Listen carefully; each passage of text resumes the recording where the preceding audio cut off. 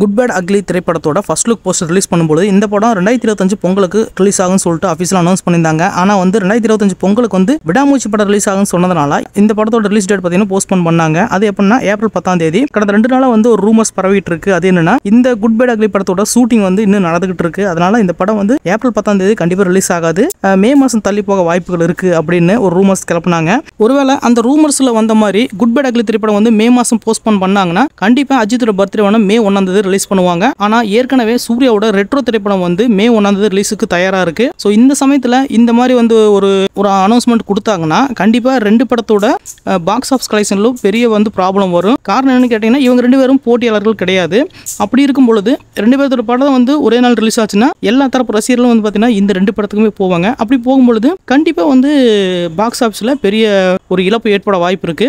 ஆனா இதெல்லாம் வந்து பார்த்தீங்கன்னா இப்போ சாட்டிஸ்ஃபை பண்ற மாதிரி குட் பேட் அக்லி படத்தோட மூவி டீம் வந்து ஒரு அஃபிஷியல் அனௌன்ஸ்மெண்ட் கொடுத்திருக்காங்க. அது என்னன்னா யார் என்ன சொன்னாலும் சரி திட்டமிட்டபடி ஏப்ரல் 10ஆம் தேதி கண்டிப்பா குட் பேட் அக்லி திரைப்படம் வந்து ரிலீஸ் ஆக போகுது. ஸோ அதுல எந்த ஒரு மாற்று கருத்தும் கிடையாது. யார் என்ன வேணா ரூமர்ஸ் பரப்பிக்கோங்க அப்படின்னு சொல்லிட்டு அவங்க ஆஃபீஸ்ல சொல்லிட்டாங்க. இந்த படத்துக்கும் ரெட்ரோ படத்துக்கு இருக்கிற ஒரு சின்ன ஒத்துமை என்னன்னு கேட்டீங்கன்னா அஜித் குமாரோட விடாமூச்சி படம் இன்னும் தியேட்டர்ல ஓடிட்டு தான் இருக்கு. ஆனா வந்து பாத்தீங்கன்னா அவருக்கு அது எதிர்பார்த்த அளவுக்கு வந்து ஒரு பாக்ஸ் ஆஃபீஸ் கலெக்ஷன் கொடுத்துச்சுன்னு கேட்டீங்கன்னா கண்டிப்பா கிடையாது. ஆனா இந்த குட் பேட் அக்லி படத்தை வந்து ரொம்ப பெரிய லெவலில் எதிர்பார்த்துக்கிட்டு இருக்காங்க. ஸோ அந்த படம் கண்டிப்பா அவருக்கு வேற லெவலான ஒரு பாக்ஸ் ஆஃபீஸ் கலெக்ஷன் கொடுக்கும். அதே மாதிரி அந்த பக்கம் பாத்தீங்கன்னா சூர்யாவோட கடைசி திரைப்படமான கங்குவா திரைப்படம் படம் நல்லா இருந்தாலும் கூட பாத்தீங்கன்னா ஒரு சில நபர்களால அந்த படத்தோட பாக்ஸ் ஆஃபீஸ் கலெக்ஷன்ல பெரிய லெவல்ல வந்து அடி வாங்குச்சு. ரெட்ரோ திரைப்படம் கண்டிப்பா சூர்யாவுக்கு ஒரு பெரிய லெவலில் கம்பேக் கொடுக்கும் சொல்லி எதிர்பார்த்துட்டு இருக்காங்க. அது மட்டும் இல்ல அந்த ரெட்ரோ திரைப்படத்தோட ட்ரெய்லர் நீங்க பார்த்துருப்பீங்கன்னு நினைக்கிறேன். வேற லெவலான ஒரு ட்ரீட் அதுல இருக்கு. ஸோ அதே மாதிரி தான் குட் பேட் அக்லி படத்தோட போஸ்டர்ஸ் வச்சு வந்து இப்போ வரைக்கும் படம் வந்து எப்படி இருக்க போகுது லீக் ஆன போஸ்டர்ஸ் வச்சு எல்லாம் கணிச்சுக்கிட்டு இருக்காங்க. இந்த 2 படத்துக்கான எதிர்பார்ப்பு அதிகமா இருக்கிறதுனால